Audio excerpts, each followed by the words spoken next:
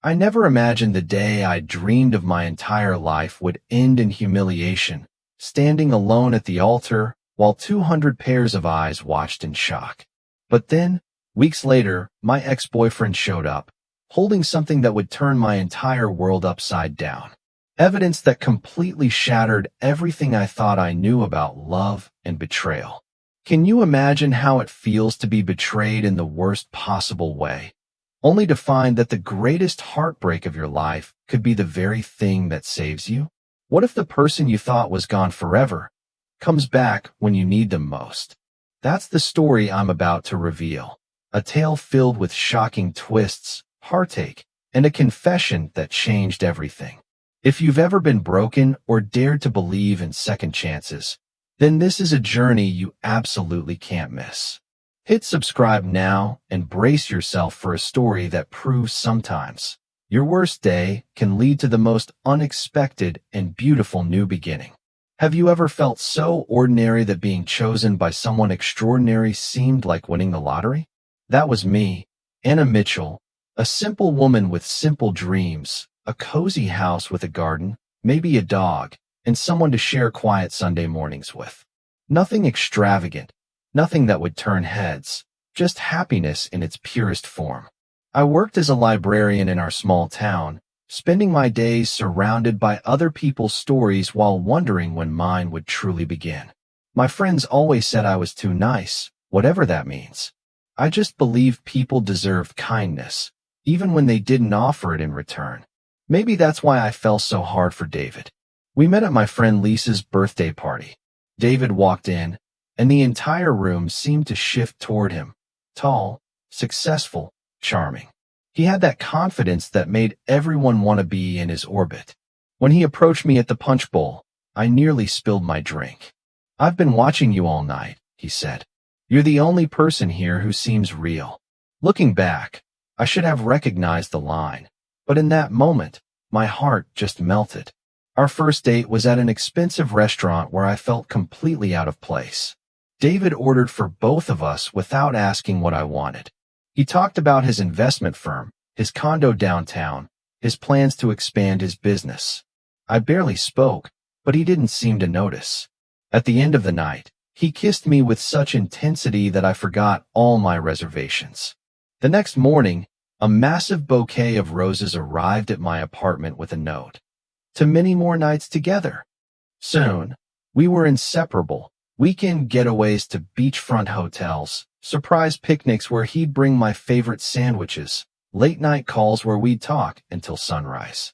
Every argument ended with him showing up at my door with flowers and that smile that made my knees weak. When we vacationed in Vermont, he held me close as we watched the sunset from our cabin porch. "I've never felt this way about anyone," he whispered, and I believed him with every fiber of my being. 6 months in, David proposed during a dinner with his colleagues. Everyone applauded as he slipped an enormous diamond ring on my finger, so big it actually felt heavy on my hand. "You've made me the happiest man alive," he announced to the crowd. I was overwhelmed, crying tears of joy while camera flashes captured the moment. My simple dream was coming true, but on a grander scale than I'd ever imagined. Wedding planning became my second job. David had opinions about everything. The venue had to be the most exclusive in the city. The guest list grew to include business partners I'd never met, and the flowers had to be imported. When I suggested something simple, he'd laugh and say, "Nothing but the best for my future wife." My parents worried about the cost, but David insisted on paying for everything. "Consider it an investment in our happiness," he'd say. Looking back, there were signs. The way his smile wouldn't reach his eyes when I talked about my day, how he'd check his phone whenever I spoke about our future, the subtle suggestions about changing my wardrobe, my hair, even the way I laughed. "Just trying to help you fit in with our new circle," he'd explain when I questioned him. His friends treated me with polite indifference as if I were a temporary fixture in their world.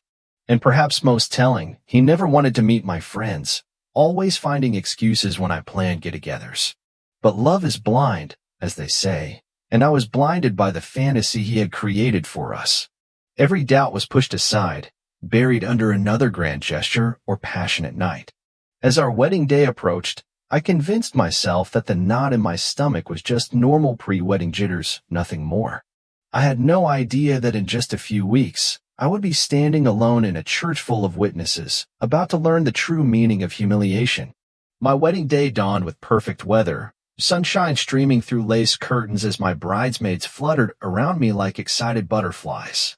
"You look like a princess," my mom whispered, tears glistening in her eyes as she fastened my grandmother's pearl necklace around my throat. I glanced in the mirror, barely recognizing the woman staring back at me in the designer gown David had insisted on. Was this really the simple girl from a small town? The dress alone cost more than my car. The church looked like something from a fairy tale, cascading flowers draped from every pew, crystal chandeliers casting a warm glow over the 200 guests, half of whom I'd never met. My father squeezed my hand as we waited behind the massive oak doors. "You sure about this, Annie?" he asked quietly. I nodded, pushing down that persistent flutter of doubt. This was my happily ever after, wasn't it? The music swelled, the doors opened, and I began my walk down the aisle. David stood at the altar, devastatingly handsome in his tuxedo. Our eyes met, and for a moment, everything felt right. I reached the altar, handed my bouquet to Lisa, and turned to face my future husband. That's when I noticed it, a slight sheen of sweat on his forehead, the way his eyes darted around the room rather than looking at me. The minister began speaking, but before we could exchange vows, David's phone buzzed. He actually checked it right there at the altar. His face paled, and then he did the unthinkable. "I can't do this," he said loudly enough for the front rows to hear. He looked at me with something between pity and disgust. "I'm sorry, Anna, but it was never going to work. We both know you don't belong in my world." A collective gasp rippled through the church. My brain couldn't process what was happening as David turned and walked, not ran, but walked calmly down the aisle and out the door. The silence that followed was deafening until someone in the back whispered loudly enough for everyone to hear, "Well, he finally came to his senses." Laughter, actual laughter, bubbled from several guests. I stood frozen, my expensive dress suddenly feeling like a costume from a play where I'd misunderstood my role. My mother rushed forward, wrapping her arms around me as my legs gave way. Through tear-blurred eyes, I saw David's friends checking their watches, gathering their things, not even attempting to hide their smirks. The next few weeks passed in a haze of humiliation. Screenshots of my abandoned bride moment circulated on social media. David's only communication was a coldly formal email asking for the ring back. Rumors swirled that he'd been seeing his ex the entire time, that our relationship had been some sort of bet, that he'd realized I was after his money. None were true, but the truth didn't matter anymore. I quit my job at the library, unable to face the sympathetic looks and barely concealed curiosity. I stayed in my apartment, blinds drawn, ignoring calls from even my closest friends. My world had shrunk to the size of my bedroom, where I replayed every moment with David, searching for signs I'd missed, clues that might have prepared me for the devastation. 3 months after what my mother gently called the incident, I finally ventured out to a coffee shop in a different town, hoping to avoid familiar faces. I sat in the farthest corner, hiding behind oversized sunglasses. Despite the rainy day, the bell above the door jingled, and without looking up, I knew. Some people have a presence you can feel before you see them. Anna, that voice, deep, warm, slightly hesitant, a voice I hadn't heard in 5 years, but would recognize anywhere. I slowly raised my head, and there he stood, Ryan Pierce, my college sweetheart, the man I'd once thought I'd spend my life with before our paths diverged. He looked older, more refined, but his eyes were the same, that gentle hazel gaze that always made me feel like I was the only person in the world. "Ryan," I whispered, suddenly aware of my unwashed hair and the baggy sweater I'd thrown on. "What are you doing here?" He gestured to the empty chair across from me. "Mind if I join you? I think there are some things we need to talk about." And just like that, the past I'd worked so hard to forget came rushing back, bringing with it a flood of memories and one burning question. Why was he here now, when my life had fallen completely apart? Sitting across from Ryan in that coffee shop, I was transported back to our college days. We'd met in a literature class, both reaching for the same dog-eared copy of Pride and Prejudice. Our fingers touched, and I still remember the electric current that shot through me. Unlike David's practiced charm, Ryan's appeal had been effortless. Genuine smiles, thoughtful questions, and a quiet confidence that never needed to announce itself. "You look good, Anna," he said, though we both knew it was a kind lie. I looked terrible, and his eyes, always so expressive, reflected concern rather than attraction. "Please don't," I whispered. "I can't handle pity right now." He shook his head. "It's not pity. I've just missed you." As the rain intensified outside, we fell into conversation like no time had passed. Ryan told me about his work as an environmental engineer, his travels, his small apartment filled with plants and books. I found myself laughing for the first time in months. It felt foreign, like my face had forgotten how to form the expression. "Remember that weekend we drove to the lake?" he asked suddenly, "when my car broke down and we ended up camping in that field?" How could I forget? We'd made a tent from blankets, counting stars until dawn, his arms wrapped around me as protection from the cool night air. We'd shared secrets, dreams, fears, the kind of honesty that only happens when two people trust each other completely. "You picked wildflowers the next morning," I said softly, "and wove them into my hair." Ryan's smile faltered. "That was the weekend I knew I loved you." The unspoken question hung between us. Then why did it end? Our breakup had been sudden and puzzling. After 2 years together, Ryan had grown distant, canceled plans, then finally told me it wasn't working, no real explanation, just a clean break that left me questioning everything we'd shared. "We should go somewhere else," Ryan suggested, glancing around the now crowded coffee shop. "Would you walk with me?" We ended up at a small park, huddled under his umbrella as the drizzle continued. Ryan seemed nervous, choosing his words carefully as he finally began explaining the past. "My dad was sick," he said. "Terminal cancer. I found out the week before we broke up." This was news to me. Ryan had rarely spoken about his father. They'd been estranged since his parents' divorce. He reached out, wanting to reconcile before the end, asked me to come home to help with his care. I knew it would be months, maybe a year. Ryan's voice cracked. "You were about to start your master's program, had that internship lined up. I couldn't ask you to put your life on hold." "You should have told me," I said, anger flaring unexpectedly. "Let me make that choice." "I know that now," he replied, his fingers brushing mine tentatively. "I thought I was being noble, setting you free." My dad died 8 months later. As we walked, more pieces fell into place. Ryan had returned to finish his degree, only to discover I'd moved away for a job. He tried to find me on social media, but respected my privacy. When he couldn't, he dated occasionally, but nothing serious. Through it all, he'd carried the regret of how he'd handled our ending. Near a fountain, sheltered by weeping willows, Ryan stopped walking. "Remember our spot on campus, under the oak tree?" I nodded. We'd carved our initials there, hidden among the lower branches. "I went back last year during a conference. Our marks are still there." He reached for my hand, his touch tentative. "Some things leave permanent impressions, Anna." The rain had stopped. Sunlight broke through the clouds, catching in the water droplets clinging to leaves around us. Ryan looked the same yet different, more mature, with faint lines around his eyes that crinkled when he smiled. In that moment, standing with him felt like returning to a place I'd forgotten was home. "I saw the article," he admitted finally, "about the wedding. That's why I'm in town. I needed to know if you were okay."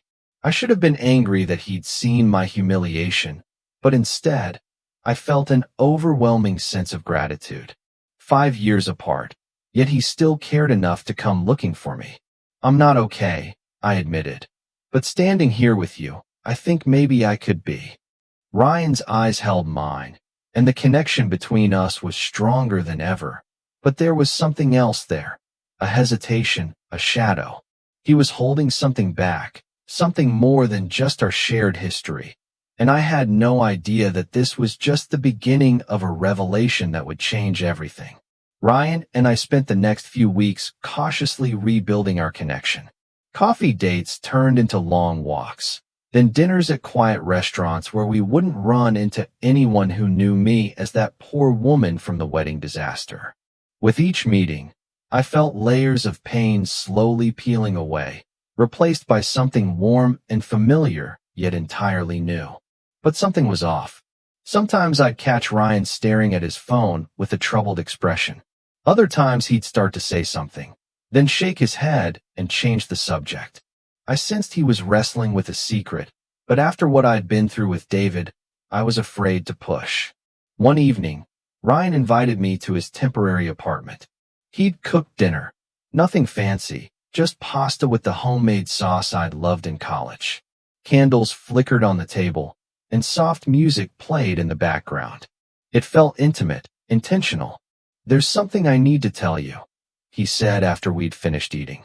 His hands trembled slightly as he reached for a folder on the counter. "Something I should have told you the first day at the coffee shop." My heart sank. Was he married? Moving abroad? Terminally ill? After everything, I wasn't sure I could handle another blow. "Before I show you this," Ryan said, "I need you to know that I came back to town before I knew about any of this. Finding you again was always my intention. What I'm about to show you complicates things, but it didn't create them." He opened the folder and slid several papers across the table. They were printouts of emails, dozens of them. I recognized the sender immediately, David. "I don't understand," I whispered, scanning the first page. It was dated 3 months before our wedding. "I was hired by a company in the city 6 months ago," Ryan explained gently. "At a networking event, I met David. He didn't know who I was, but when he mentioned his fiancée named Anna from the same hometown as me, I knew it had to be you." The emails revealed a sickening truth. David had been corresponding with someone named Patricia, his actual girlfriend of 7 years. They'd been together the entire time he was with me. The emails discussed their plans, their future, and most devastatingly me. "She's perfect for what we need," David had written, simple, trusting, completely in love with me. "Her family has that property by the lake. Once we're married, I can convince her to sign it over for our dream home. After that, a quick divorce, she'll be too embarrassed to fight it. My family's lakefront property, the land my grandfather had left me that I'd mentioned wanting to build a home on someday, the land that David had been surprisingly interested in seeing. He'd suggested it would make a perfect investment opportunity." "There's more," Ryan said softly, pointing to later emails. "When he realized I knew you, he tried to buy my silence.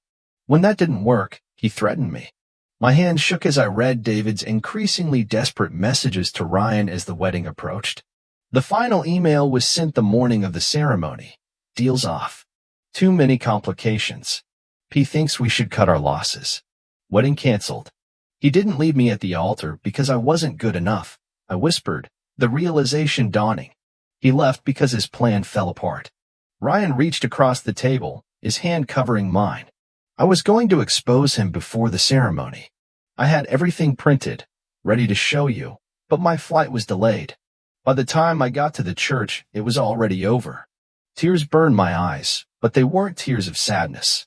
For the first time since the wedding, I felt something like relief. The humiliation was still real, but the narrative had shifted. I wasn't abandoned because I was unworthy. I was targeted because I had something valuable, then discarded when the scheme collapsed. "Why didn't you tell me immediately?" I asked, not angry, but needing to understand. Ryan's eyes met mine, vulnerable and honest. "Because I wanted you to reconnect with me for me, not because I saved you from him. And selfishly, I was afraid if the first thing I showed you was evidence of another man's betrayal, you'd never trust anyone again, including me." I sat in silence, processing everything, the past months of self-doubt, the questions about what I'd done wrong, the belief that I wasn't enough, all based on a lie. And Ryan, carrying this burden while carefully rebuilding our connection, afraid the truth might push me further into isolation. "There's one more thing," Ryan said quietly. "I reported everything to the authorities. They've been investigating David's business practices. Apparently, you weren't the first, just the most public." I looked at Ryan, really looked at him. In his eyes, I saw the same person who had picked wildflowers for my hair, who had held me through thunderstorms, who had loved me completely once, and maybe, just maybe, could again. Thank you, I finally said, my voice stronger than it had been in months. For finding the truth. For finding me. Ryan squeezed my hand gently. I never stopped looking. In that moment of revelation, surrounded by evidence of one man's deception and another's devotion, I felt something unexpected bloom in my chest, not just closure for what had happened, but the tentative opening of a door I thought had been sealed forever. The truth has a way of setting things in motion. After that night with Ryan, I felt something shifting inside me. Anger replacing shame, determination pushing out defeat. For months, I'd hidden away, letting David's actions define me. First, I called Lisa, my old friend who'd stood by me at the altar. I need your help spreading the word, I told her, explaining everything. Within days, the whispers around town changed. No longer was I the pathetic woman abandoned at the wedding. I was the lucky escape, the bullet dodged. I returned to the library, holding my head high as I reclaimed my position. Mrs. Henderson, my elderly supervisor, hugged me tight. I knew that man was no good, she whispered. Too polished, like a counterfeit coin. When David's business associates learned of the investigation, most distanced themselves immediately. His perfectly curated social media accounts went silent. The same people who had laughed at my humiliation now avoided his name entirely. Justice has a poetry to it sometimes. Through it all, Ryan remained steady, supportive but never pushing. We took things slowly, rediscovering each other with the perspective that only time and experience can bring. Our first kiss happened on a rainy evening, much like the day we'd reconnected. This time, it was me who made the move, standing on tiptoe outside my apartment door. I'm not fully healed yet, I warned him, our faces inches apart. Ryan's smile was gentle. I'm not asking for perfect, just real. Summer came, bringing warm evenings and new possibilities. Ryan found a permanent position in town, and we established a rhythm. Dinner at my place on Wednesdays, hiking on weekends, quiet moments stolen between our busy schedules. We argued sometimes, worked through misunderstandings, learned to communicate in ways our younger selves never mastered. 6 months after Ryan's revelation, we visited my family's lakefront property. Standing on the shore, watching the sunset paint the water gold, I felt at peace. What are you thinking about? Ryan asked, his arm around my waist. Building something here someday? I answered honestly. Something simple but beautiful? He looked out across the water. I'd like to help with that if you'd let me. There was no grand proposal, no flashy ring or public spectacle, just two people choosing each other day after day. When Ryan moved in with me the following spring, it felt like the most natural progression in the world. We were arranging his books on our shared shelves when an envelope arrived, official notification that David had pleaded guilty to multiple counts of fraud. His sentence included restitution to several victims, though I wanted nothing from him except distance. How do you feel? Ryan asked cautiously, watching me process the news. I considered the question seriously, vindicated, but mostly grateful. Grateful. His surprise was evident. If he hadn't been who he was, if the wedding had happened, I gestured around our cozy living room. At the life we were building, I might never have found my way back here, to this. To you. Last weekend, we held a small gathering in our backyard, just close friends and family celebrating 1 year since Ryan and I officially became a couple again.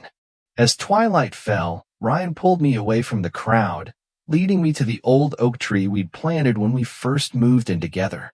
I have something to show you, he said, pulling a small, worn book from his pocket. It was my copy of Pride and Prejudice from that first literature class, the one we both reached for. You kept it all these years? I asked, touched beyond words. He opened to a marked page where he'd underlined a passage. I cannot fix on the hour, or the spot, or the look, or the words which laid the foundation. It is too long ago. I was in the middle before I knew that I had begun. Below it, in his familiar handwriting, were simple words that made my heart swell. Anna, second chances are rare. Forever sounds about right. This time, all my love, Ryan. No grand gestures needed, no audience required, just the quiet certainty of having found my way home after a long detour. As our friends called us back to the party, Ryan squeezed my hand. "Happy?" he asked simply. I thought about the journey, the heartbreak that had nearly broken me, the humiliation that had become a blessing in disguise, the winding path that had led me right back where I belonged. "Completely," I answered truthfully. People talk about fairy tales and perfect endings, but I've learned that the most beautiful love stories aren't perfect at all. They're messy and complicated, with wrong turns and second chances. What matters isn't the uninterrupted happily ever after, but finding someone who makes the journey worthwhile, someone who sees you at your lowest and still believes you hang the moon. I'm not the same woman who stood abandoned at that altar. I'm stronger now, wiser, more certain of what I deserve. And every morning when I wake up beside Ryan, I'm grateful for unanswered prayers and plans that fell apart because they made space for something authentic to grow in their place. Sometimes the greatest love stories don't begin with love at first sight. Sometimes they begin with loss, with endings that make space for better beginnings. Mine certainly did. And now, standing in the fullness of a love built on honesty and time-tested devotion, I wouldn't have it any other way. If my story spoke to you today, don't keep it to yourself. Hit that subscribe button and join me on every journey of love, healing, and second chances. Share your own story in the comments. When did the hardest moment of your life lead you to something you never expected? I read each and every comment. And remember, sometimes the one who truly values you has been right there all along. Turn on notifications and become part of our community, where we celebrate love stories that are raw, imperfect, and deeply transformative. Until next time, remember, sometimes the most beautiful beginnings come from the most painful endings.